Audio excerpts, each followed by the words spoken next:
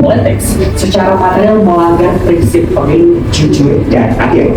Sejalan dengan hal tersebut, Dewan Jakarta Umat sudah tepat bagi kita untuk mendukung mosi hari ini guna memastikan bahwa petahana tidak menggunakan kekuasaan sebagai alat untuk memenangkan kontestasi pemilu. Untuk membuka argumentasi kami Dewan Jakarta Umat, mari kita mulai dari fakta sederhana yang sering dihindari.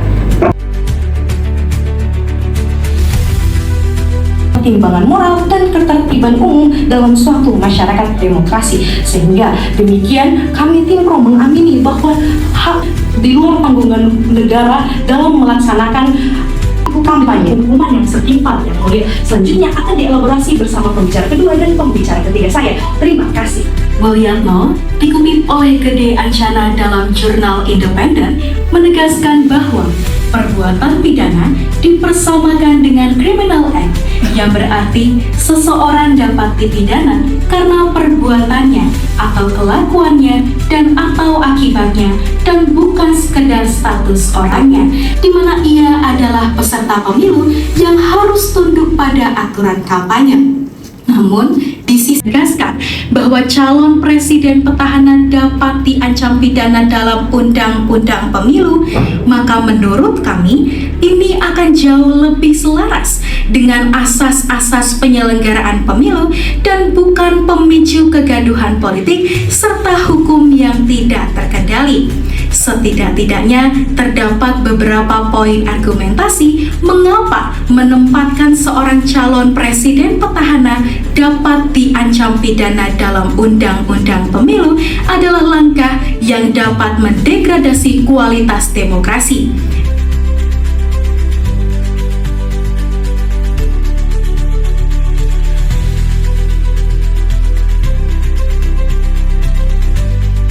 Tetap tegak dan maklum. Assalamualaikum, salam sejahtera untuk kita. Dewan juri yang terhormat, insan pemerhati dan rekan berpikir kami dari tim kontra.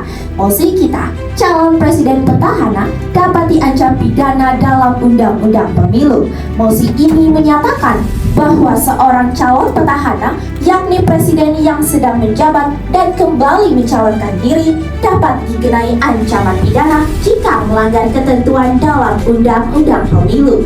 Kata kunci, petahana, ancaman pidana, dan undang-undang pemilu.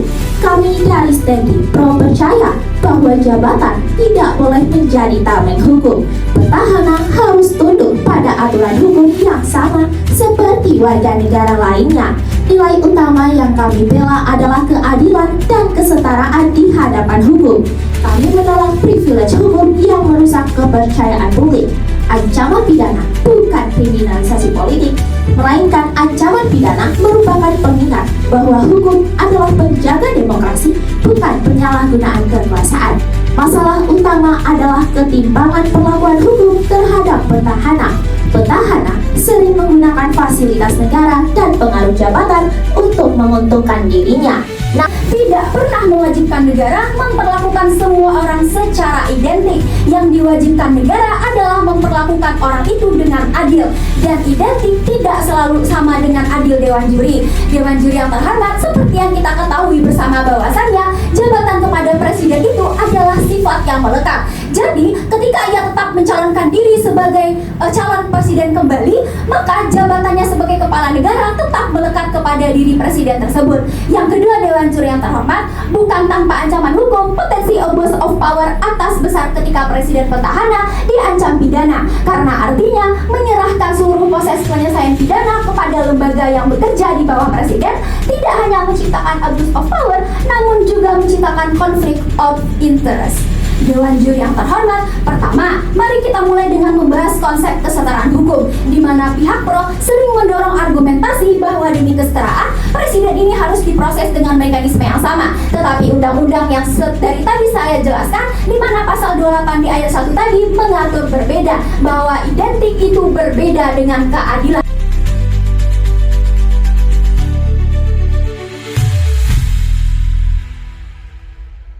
harus tindakannya harus tunduk pada undang-undang pemilu. Itulah kontekstualisasinya Dewan Juri Terhormat. Dia tunduk pada rezim pemilu karena dia adalah calon presiden petahana dan dia adalah calon presiden Dewan Juri Terhormat. Disitulah kemudian cara menjawab posisi perdebatan kita kali ini. Kemudian Dewan Juri Terhormat, kesetaraan ini didukung oleh Deklarasi Universal Hak Asasi Manusia pasal 2 paragraf kedua. Tidak akan diadakan pembedaan atas dasar kedudukan politik, hukum, dan kedudukan internasional dari negara dia berasal. Kemudian Dewan Juri Terhormat, pasal 4 huruf B Undang-Undang Pemilu menegaskan bahwa tujuan pengaturan penyelenggaraan pemilu ialah untuk mewujudkan pemilu yang adil dan berintegritas. Disitulah poinnya Dewan Juri Terhormat. Kenapa kemudian calon presiden petahana karena Dewan Juri Terhormat dari calon, tetapi ancaman pidana mereka masih ada. Kemudian pada akhirnya Joko Widodo ketika menjabat, kemudian dia akan diancamkan, rakyat mengetahui bahwa presidennya telah dipidana. Lantas Dewan Juri Terhormat, bagaimana mekanisme impeachment daripada saudara ketika presiden tersebut Dewan Juri Terhormat tidak diancam melalui undang-undang Dewan Juri Terhormat? Bagaimana mekanisme impeachmentnya? Tidak ada Dewan Juri Terhormat. Kenapa? Karena tidak ada ancaman pidananya Dewan Juri Terhormat. Daripada sisi mereka, setelah tadi mengatakan bahwa mereka akan melakukan impeachment terlebih dahulu. Bagaimana mekanisme impeachmentnya Dewan Juri Terhormat? Tidak ada Dewan Juri Terhormat. Kemudian Dewan Juri, kami akan membawakan solusi. Itu memperkuat peran Bawaslu. Sehingga akan merevisi undang-undang pemilu dengan memberikan kewenangan melakukan penyelidikan hingga penyidikan. Mengapa demikian Dewan Juri Terhormat? Karena Bawaslu sebagai penyidik PNS nantinya Dewan Juri akan berkoordinasi dengan Polri juga, di mana Bawaslu yang mampu menegakkan keadilan pemilu sebagai lembaga negara yang bersifat nasional yang akan menegasikan keseluruhan dari apa yang diargumentasikan oleh rekanku daripada tim pro. Dewan Juri, kita akan berbicara terlebih dahulu dalam tataran yuridisnya. Kami menyatakan presiden bisa dipidana, tetapi ancaman sanksinya tiada bisa diancamkan dalam konteks dia masih menjabat. Itu perbedaannya Dewan Juri yang terhormat. Kami berikan kontekstual paling contohnya. Ketika kemudian presiden, katakanlah calon presiden petahana, ia melakukan politik uang, maka mekanisme impeachment adalah mekanisme yang disediakan oleh konstitusi untuk silakan DPR mengimpeach presidennya, katakanlah karena perbuatan tercela atau karena pelanggaran hukum. Karena pun MK akan memberikan pertimbangan hukumnya. Maka ketika presiden baru sudah katakanlah dimaksudkan ataupun presiden sudah tidak lagi menjadi presiden dalam jabatannya karena tidak terpilih lagi, baru sanksi pidana dalam pemilu berlaku terhadapnya. Itu pidana yang dia lakukan karena pelanggaran hukum yang dia lakukan. Itu konseptualisasinya Dewan Juri yang Terhormat. Jadi sekalipun dia tidak diancam dalam undang-undang pemilu, dia akan tetap bisa. Tetapi konseptualisasinya, ia harus dilepaskan dulu dari jabatannya, baru undang-undang bisa memidanakan dia. Itu konsepnya Dewan Juri.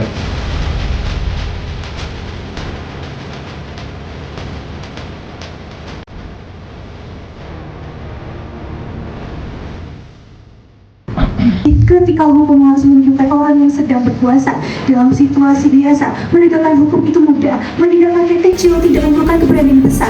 Tetapi di posisi kami berani untuk mengambil langkah itu. Dewan Juri Terhormat dari tim kontra Dewan Juri Terhormat. Pertama, tim kontra mengatakan bahwa jabatan presiden mengandung martabat negara sehingga tidak dapat diperiksa mekanisme pemilu.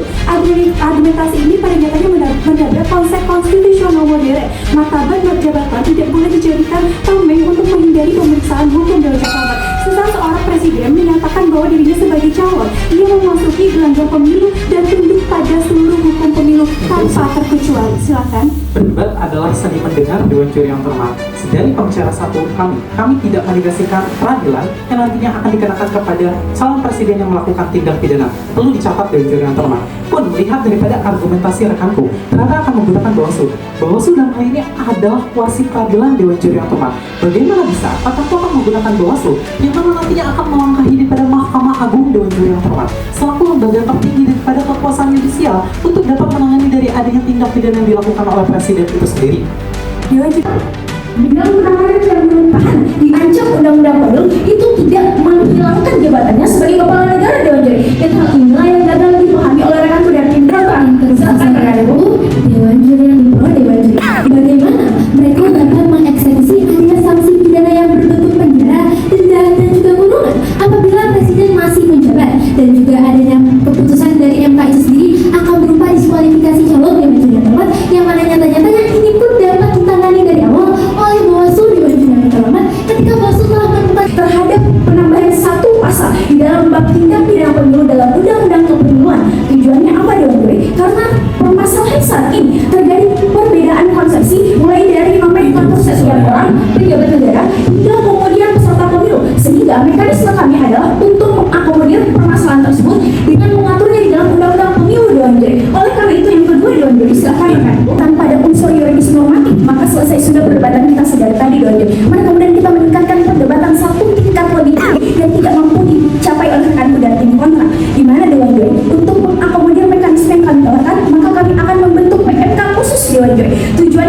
Dewan Juri, di mana nanti PMK ini adalah PMK tentang penanganan sengketa proses yang mempengaruhi hasil Dewan Juri. Bagaimana isi dari penanganan PMK ini sendiri Dewan Juri? Pertama, kami akan mengakomodir bahwa pihak yang melakukan pemohon adalah Bawaslu dan setiap orang Dewan Juri, karena berangkat dari Bawaslu yang mampu melakukan temuan dan juga kajian Dewan Juri, sehingga penguatan koalisi yudisial di sisi kami lembaga Bawaslu dapat terakomodir dan dapat kemudian dikuatkan Dewan Juri. Kedua Dewan Juri, objek dari permohonan tersebut adalah seluruh temuan yang dilakukan oleh Bawaslu terhadap calon presiden petahana itu sendiri Dewan Juri. Dan yang ketiga Dewan Juri, di dalam mengajukan permohonan Bawaslu di dalam mengajukan permohonan kepada MK nantinya Dewan Juri, Bawaslu wajib melampirkan bukti-bukti yang ditemukan dalam kajiannya Dewan Juri, sehingga kemudian ketika tim kontra mempertanyakan bagaimana sisi koalisi yudisial Bawaslu di sisi kami, maka telah terakomodir Dewan Juri bahwa kami adalah mewujudkan bagaimana kemudian penjagaan demokrasi di sisi Bawaslu dan bagaimana kemudian Mahkamah Konstitusi mampu menjaga konstitusi itu sendiri. Silahkan Bapak Ibu. Dewan Juri lagi-lagi telah kami tegaskan bahwasanya dalam konteks pidana Undang-Undang Pemilu telah mengatur mengenai pencarian alat bukti akan bertumpu pada penyidik dan juga penyidik daripada Polri. Tuntutan dilakukan oleh kejaksaan dalam konteks yang terhadap umum Dewan Juri. Artinya apa? Bawaslu sampai dengan hari ini belum memiliki instrumen untuk mencari alat bukti Dewan. Lalu bagaimana mungkin rekan kami itu akan kemudian mengamini Bawaslu ke PMK untuk dapat mencari alat bukti dan juga diajukan ke PHPU Dewan Juri. Tolong jawab ini rekan kami itu, jangan dari pertanyaan kami. Keliru Dewan Juri yang terhormat, rekanku dari tim kontra tidak mampu memahami bahwasanya di dalam penanganan tindak pidana pemilu ada yang namanya Gakumdu Dewan Juri. Gakumdu terdiri dari Bawaslu, Kejaksaan dan juga Kepolisian. Dua unsur ini Dewan Juri, yakni Kejaksaan dan Kepolisian, kental dengan garis komando dan ego sektoral, yang dimana di atasnya adalah eksekutif itu sendiri, yakni Presiden Dewan Juri. Sehingga ketika kemudian rekanku dari tim kontra mempertanyakan bagaimana proses penanganan tindak pidana pemilu di sisi kami, maka permasalahan mengenai ego sektoral dan garis komando telah kami akomodir Dewan Juri.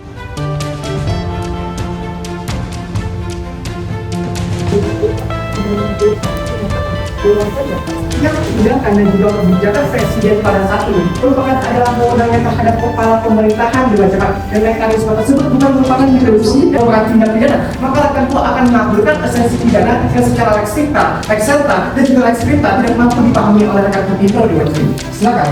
Dewan Juri yang terhormat, lawan berdebat adalah hal kami berpikir. Dewan Juri, ketika tadi tim kontra menyatakan bahwa wewenang presiden adalah wewenang mutlak mereka sebagai pejabat atau kepala tertinggi pemerintahan, disinilah letak abuse of power akan terjadi. Jika mekanisme hukum tidak mencegah hal ini, maka Dewan Juri yang terhormat, integritas demokrasi akan tercederai Dewan Juri. Sungguh amat keliru ketika rekanku menyatakan hal demikian. Padahal kami telah jelaskan Profesor Cindi Asyidiki menyatakan bahwasanya setiap tindakan atau kebijakan yang dilakukan oleh Presiden merupakan tindakan ekstra konstitusional daripada wewenangnya sebagai kepala pemerintahan di Jakarta. Mekanisme kami sederhana. Ketika misalnya nanti calon Presiden petahana melanggar daripada adanya tindakan TSN, yakni pelanggaran administratif TSN yang akan diselesaikan oleh Bawaslu, maka disitu jabatannya akan copot di Jakarta. Dalam arti pencopotan sebagai calon di Jakarta, pencopotan sebagai calon bukan daripada mekanisme pemidana.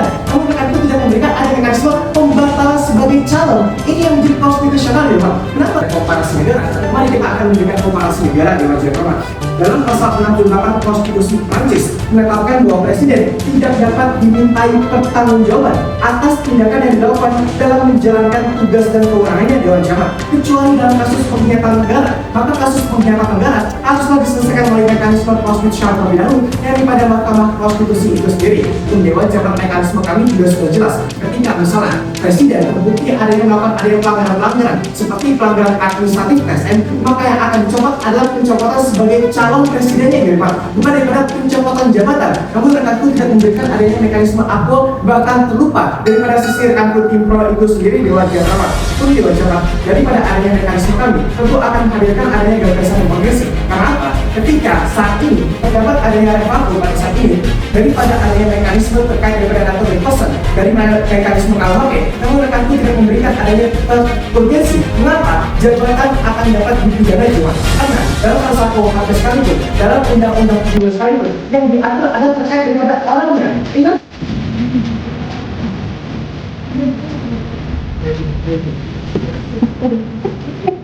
Ya.